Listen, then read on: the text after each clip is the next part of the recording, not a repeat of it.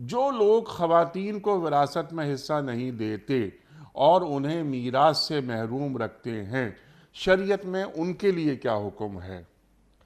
बड़ा अहम सवाल है और मैं ये अर्ज़ करना चाहता हूँ कि मोहतरम जनाब शकीलुर रहमान साहब ने ये सवाल फरमाया, लेकिन हकीकत ये सुलगता हुआ मसला है और हमारे समाज और सोसाइटी का बड़ा गंभीर मामला है।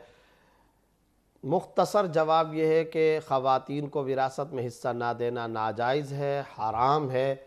इस कदर हराम मामला है कि इसकी शनाअत और मज़म्मत और बुराई जितनी बयान की जाए कम है।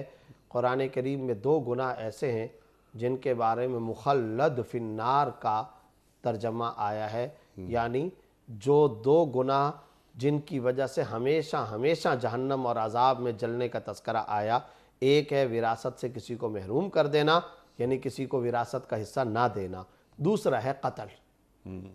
ये 2 गुनाह ऐसे हैं कि खालिदन फ़ीहा अबदा कुरान करीम के अंदर कत्ल से मुताल्लिक़ आया है।